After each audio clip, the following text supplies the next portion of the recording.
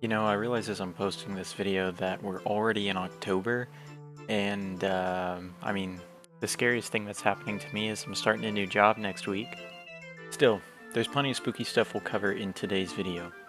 So I previously created a poll to see where you guys thought our next mythological journey would take us, and I'm pleased to announce that you were all correct.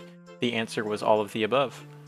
Allow me to elaborate. Today, we're diving into the mystical world of Georgian folklore. Now, when we Americans hear the name Georgia, we usually think of the state north of Florida, or Atlanta, or maybe even The Walking Dead. But in case you didn't know, Georgia is in fact a whole country over on the Eurasian continent that lies off the eastern coast of the Black Sea between the Caucasus Mountains. That's where the term Caucasian comes from, by the way. Since we previously covered both Celtic and Slavic mythology, I figured we should shift our focus further eastward to the crossroads of Europe and Asia, with a rich tapestry of myths and legends just begging to be explored by this channel. Many of these mythical creatures come from Kartvelian times, before modern Georgia came to be. But as new nations and kingdoms rose and fell, and with the introduction of Christianity in medieval times, many of these myths evolved to suit the shift in culture. In fact, Georgia's unique position puts it in close contact with diverse faiths and cultures. Even today, it contains a wide array of Christians, Muslims, and even Zoroastrians. Now, I don't personally know any Georgians, so if there are any Georgians watching this, please correct me in the comments if I make any mistakes in pronunciation, and feel free to fact check me if I miss something. Anyways, it's time to grab a snack and sit back as we cover 8 mythical creatures from Georgian mythology, starting with number 1, Paskunji. Legend has it that this phoenix-like creature dwelt in the underworld and fought draconic serpents there. Much like the Egyptian phoenix, which was commonly associated with healing and rebirth, the Paskunji could be summoned by burning one of its feathers, where it would then heal wounds and cure diseases, or even give the summoner a ride to somewhere else. In other versions, the Paskunji was more animalistic, preying primarily on livestock, but was capable of taking on a human form to lure unsuspecting travelers to their doom. With a fiery avian appearance, I can't help but draw parallels to the Egyptian Bennu, the sacred bird of the sun god Ra, or even Wadjet, a winged serpent who served as a protective deity to pharaohs and monarchy. Wadjet also commonly took the form of an Egyptian vulture, which some historians believe to have been the direct inspiration for the Paskunji. For more info on Egyptian mythology, check out this video. I guess vultures are helpful in their own right, though I can't say I'd feel 100% safe if I saw a giant flaming vulture flying towards me after a cry for help. Number 2. Kudiani. The Kudiani are witches and sorceresses often seen in the form of ugly hunchback hags with large teeth and tails.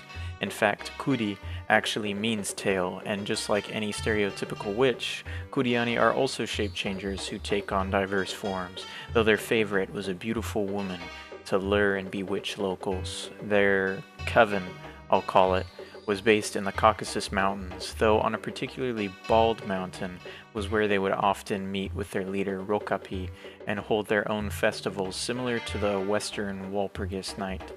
Walpurgis Night is a celebration held in honor of Saint Walpurga, who was believed to have the power to repel witches.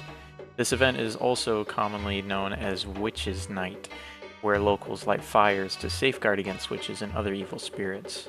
This is mostly celebrated in Western Europe, and in modern times, locals will dress up as witches and set off fireworks while dancing and playing loud music to drive off the evil spirits. It's celebrated on the night of April 30th and the day of May 1st. Number 3. Daeva. Daeva are interesting, especially the history behind them. They're supernatural beings who are essentially demons, originally based in Zoroastrianism, but in the oldest Zoroastrian texts, they're simply described as gods that are to be rejected. This somewhat vague description has led to different interpretations as to what exactly Deva are supposed to be. In Old Persia, they were gods of chaos and disorder, and over time merged with Islamic beliefs as Dev.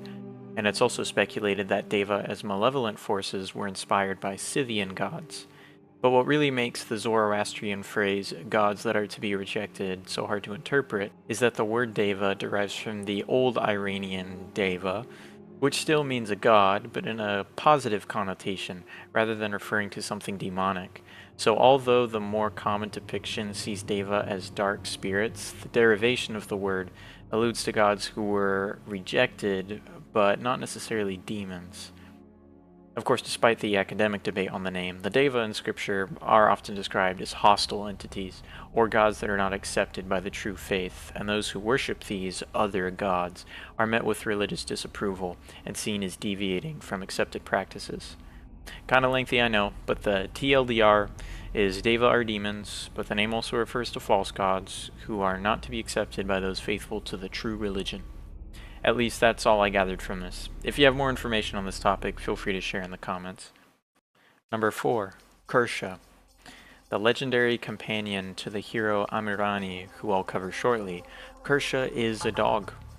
He's featured in a number of stories, and his name simply means black ear, which considering his reputation is understandably a common name for Georgian doggies. Qursha was no ordinary dog, however, as he possessed the ability to leap across great fields, track prey to the ends of the earth, and his bark was a thunderous boom. He's also described as having huge paws and golden lips, and in some versions, Qursha was believed to have been born by a raven or an eagle, and had a pair of wings as a result of his avian origins.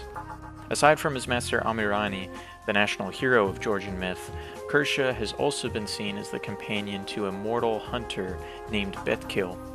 After betraying his lover, the mountain goddess Dali, by sleeping with a mortal woman, Betkil is trapped atop a mountain with Qursha as his faithful hound. In one version of the tale, Qursha leaves to find help and comes back with villagers who try to help Betkil down the mountain, but despite their best efforts, Betkil falls to his death as the enraged Dali intervenes.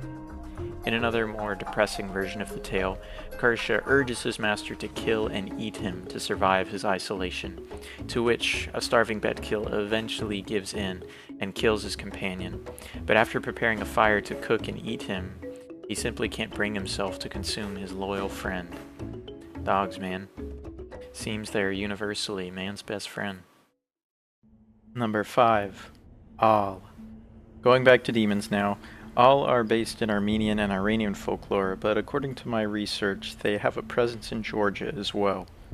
Al are rather horrid creatures with pale skin, fiery eyes, jagged fangs accompanied by boar-like tusks, saggy breasts, sometimes with one tossed over the shoulder, and metallic claws. They can be male or female, with females often disguising themselves as captivating beauties, but overall they resemble evil old crones, and like to steal the organs of women, usually the heart, lung, or liver. They also serve as a warning for children who find themselves lost in the woods or playing too close to some old ruins. Across many cultures in the Caucasus, they're also known to destroy embryos in the womb, resulting in a miscarriage, or just stealing newborns and replacing them with imps. If a woman is attacked by an Al and has an organ stolen, the only way to get it back is to stop the ugly hag from reaching water. Otherwise, the victim is good as gone. The best way to repel an Al is the same as any other demon: iron, garlic, charms, or prayers, and when all else fails, some good old magic. These remind me a lot of Kikimora or Liho from Slavic mythology for some reason. Both an explanation for familial tragedy and a cautionary tale to deter children from wandering off where they shouldn't. Before we continue, I'd just like to say a thank you to those of you who made it this far, as your continued interest is much appreciated. It's inevitable that most of you watching are just passing through, but if you've learned anything new, I invite you to hit that like button so I know you're enjoying this type of content, and subscribe for more videos like this. Anyways, back to our regularly scheduled program. Number 6. Dragons. In contrast to the western winged lizards who wreaked havoc on kingdoms and were seen as powerful adversaries, Georgian dragons more closely resembled dragons of the east. They were noble and wise, more serpentine in appearance, and helped guide travelers to nearby bodies of water. Reminds me a lot of gold dragons from D&D. The word for dragon in Georgian is Gveleshapi, which is a composite of the words for whale and serpent. And though they lived in high mountains, the Gvelashapi were born in the sea. With the spread of Christianity, tales of dragons withholding water from travelers and committing acts of violence became more common, and they began to change to be more like the Western dragons. Just another example of how cultures change over time and develop new stories that sometimes contradict previously held beliefs. It's still fascinating how a country at the crossroads of so many different cultures adapted to new ideologies in their own way. Number 7. Devi. Devi were multi-headed ogres who lived in the underworld or in far remote mountains, similar to giants like the Greek Cyclops or Jotun from Norse mythology.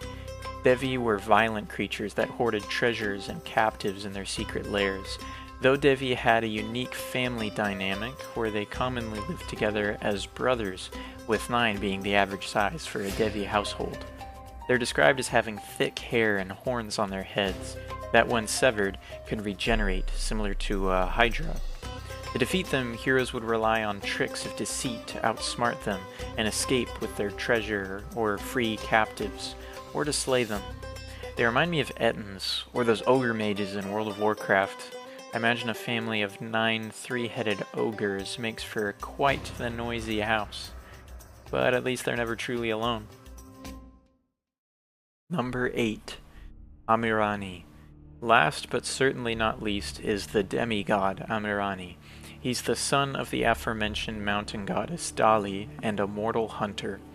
He performed several monumental feats, such as slaying Devis, challenging the gods, and teaching humans metallurgy. As punishment for his defiance against the gods, Amirani is chained to a rock face in the Caucasus and imprisoned there with his faithful hound Qursha, who we covered previously. In some versions, an eagle attacks Amirani and removes his liver daily. As he quickly recovers his liver every night, his companion Qursha tries his best to free his master by licking his chains, but despite his efforts, every year on the same Thursday, or in some tales specifically the day before Christmas, the chain is repaired, forcing Qursha to start all over again in a futile attempt to free his beloved master. In Georgian literature, Amirani is depicted as a symbolic hero of the Georgian people, a representation of their struggles and ordeals. His uncanny resemblance of the Greek Prometheus is perhaps attributed to Greek colonists and travelers over the country's lifetime. As Christianity began to take hold in Old Georgia, the tale of Amirani evolved to have him defy the Christian god, resulting in the same imprisonment. Well, there you have it. That was 8 creatures from Georgian mythology. Feel free to leave a comment about your favorite entry from this list, and if you enjoyed this video, don't forget to hit that like button and subscribe for more feudal facts. I'll see you all... Actually, before we go, I have some thoughts I want to share with you all. Time is a valuable resource, and one I constantly struggle to maintain when it comes to keeping up with this channel. Between work, family, and my own personal time, I struggle to find a balance between them all. I'm always giving my content a lot of thought, and as we approach the end of my first year on this platform, I can't help but feel a desire to keep seeking better ways to connect with y'all. It's every YouTuber's dream to have an audience that's interested in not only in what's being presented, but in the presenter themselves. What I'm wondering is, aside from the educational content where I talk about medieval history and different mythologies, there's other topics I share a passion for, like world building or Dungeons and Dragons. And it's no secret I trickle these concepts into my current videos wherever I find the chance.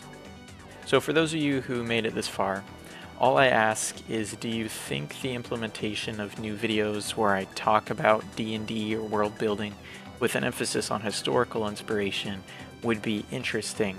And if so, what are some ideas you have for videos you'd like to see in that particular subgenre? Thanks again for watching, if you made it this far. It really means a lot. This is Feudal Facts, signing off.